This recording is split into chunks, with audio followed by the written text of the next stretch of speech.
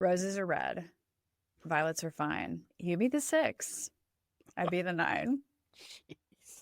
You turned bright red before I'd even finished that joke. Did you know where it was going? Yeah, when I heard roses are red, it could only lead to one thing, me blushing. Oh, right out of the chute every time. Me red in your face. That's what my goal is every time. Still no hat. You forgot your emotional support hat. Yes, I did.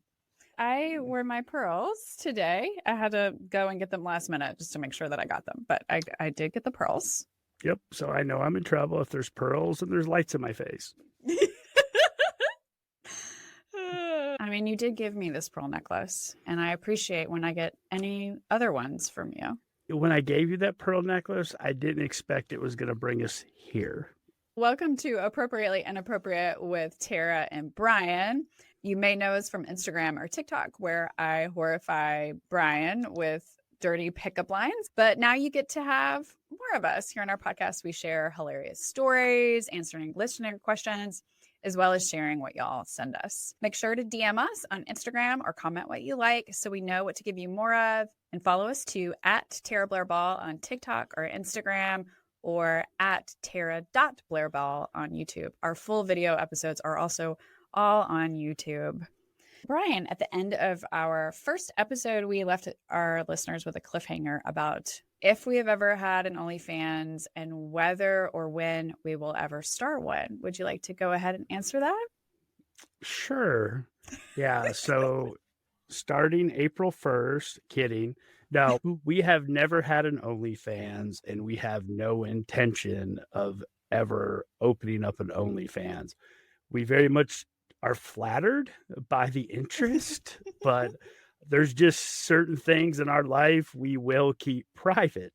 Brian is a very sexy bear, very lusted after in the gay community. And I know this because I read all of the comments, all of the DMs, and many of them are directed at Mr. Brian. I know plenty of y'all were interested in his bulge and the size of his member in both centimeters and inches were the requests.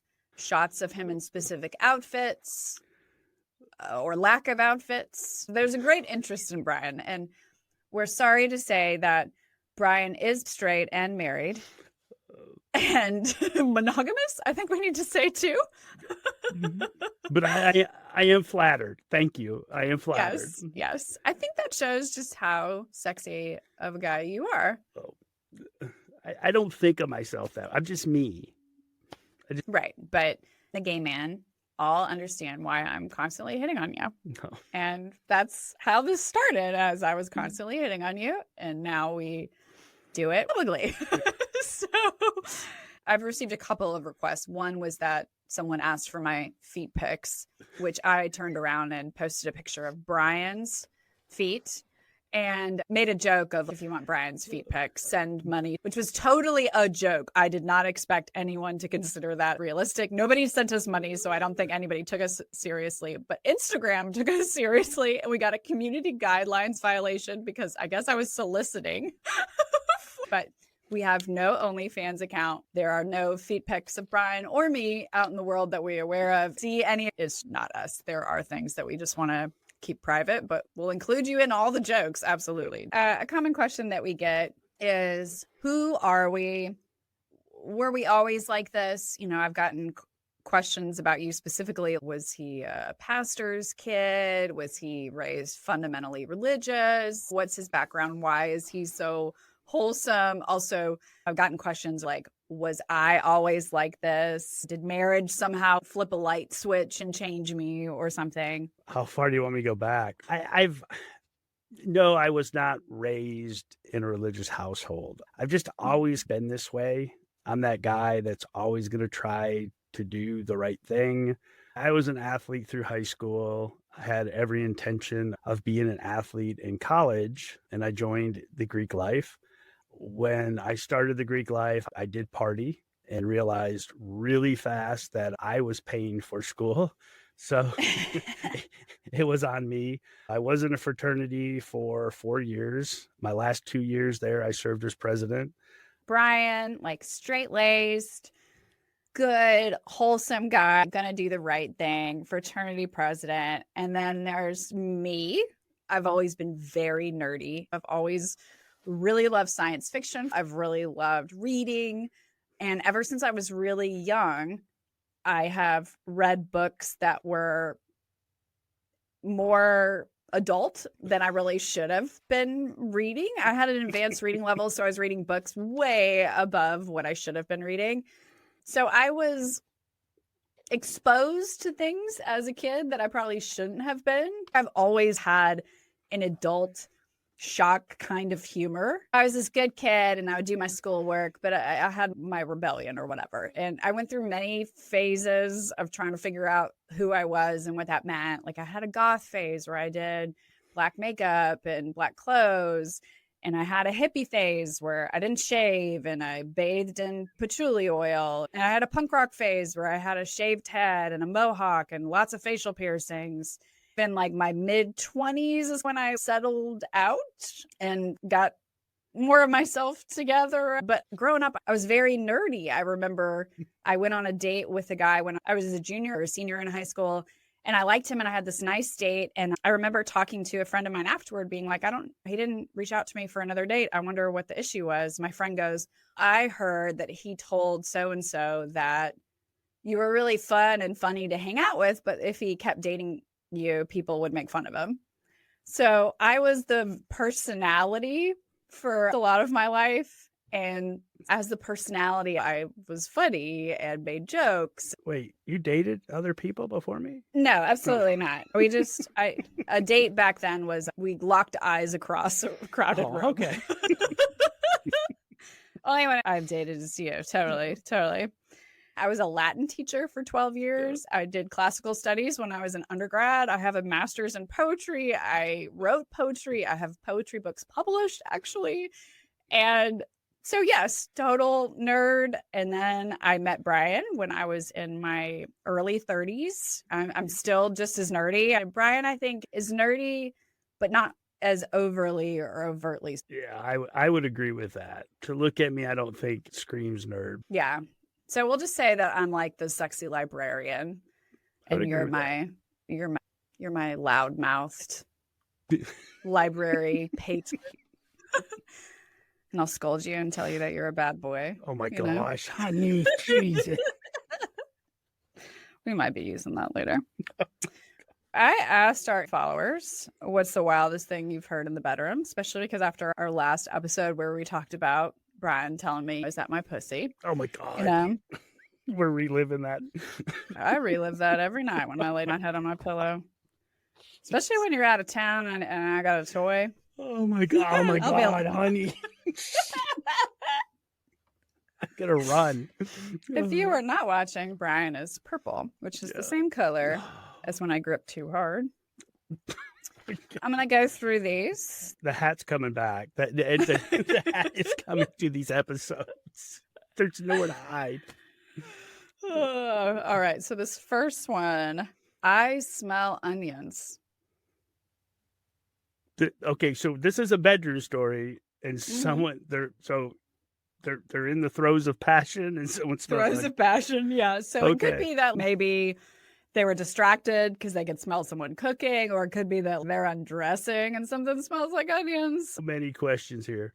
This next one, I'm adding it to use tonight. Go on then. Pop it in my poop passage. Oh my God, honey. I just bit my tongue. Oh my God. This next one, yell at me like you yell at IKEA furniture.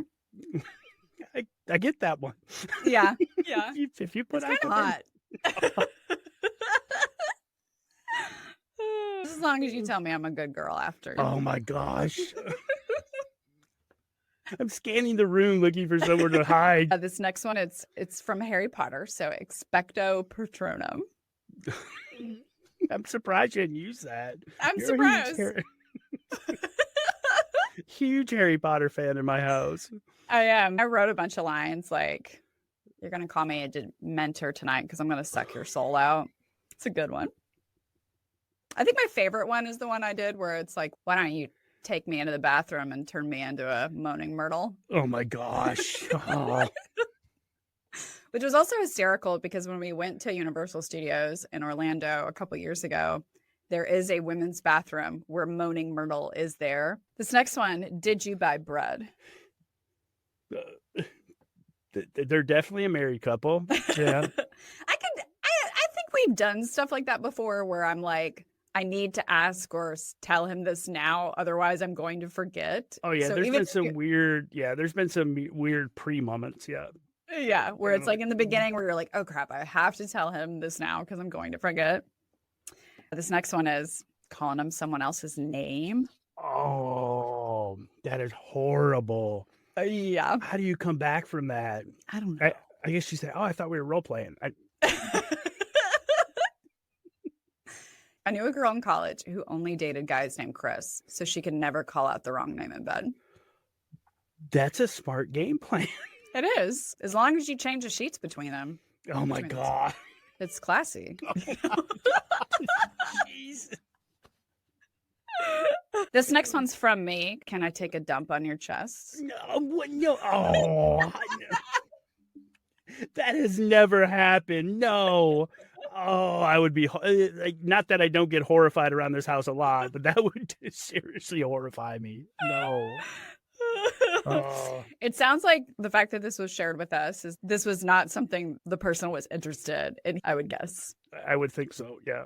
Yeah, you probably, before asking that, you'd probably want to have a chit chat. Would you be interested in this particularly? Are you down? Yeah, there's some conversations that need to be had there.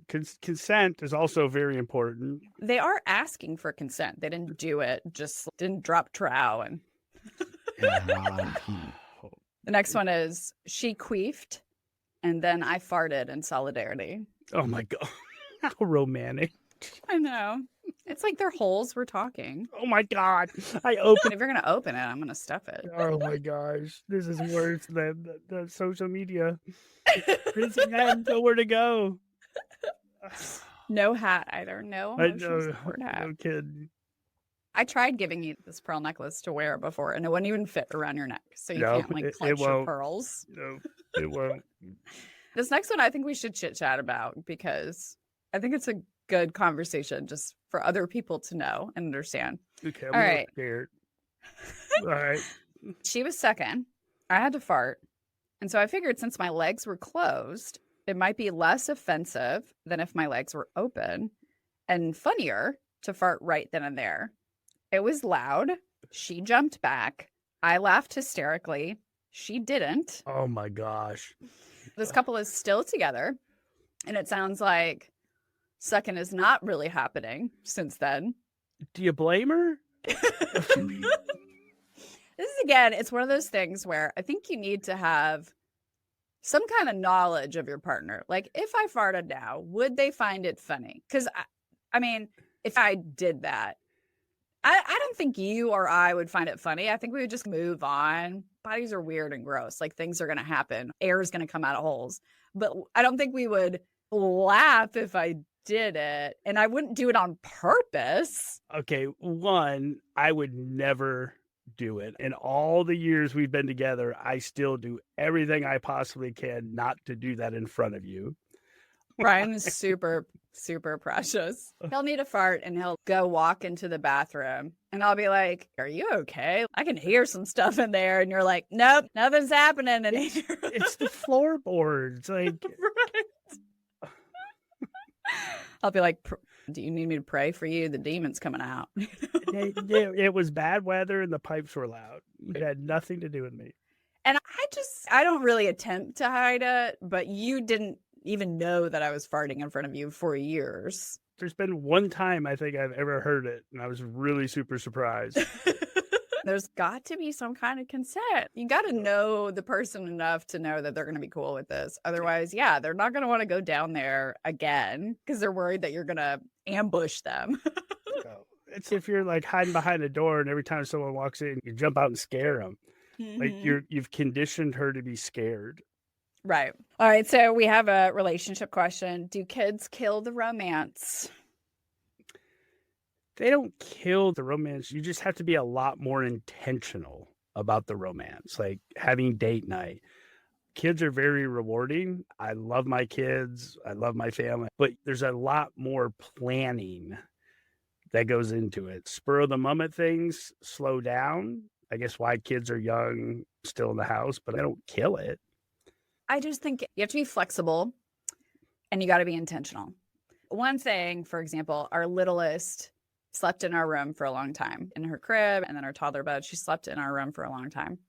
And she still has that habit of just, if she wakes up in the middle of the night, she's going to come into mommy and daddy's room and hang out. And there have been times where we've been starting and we didn't want to stop, but like our kid comes in. So once we got her settled and back to sleep, we moved elsewhere. And the bed is not the only place you have to have sex in the house. You could go in the laundry room and the office and the bathroom and the living room couch. You got to learn to be flexible and move to these other places, and also be mindful of who might see once you move to those other places. So one thing that we discovered. Oh my God, I was horrified.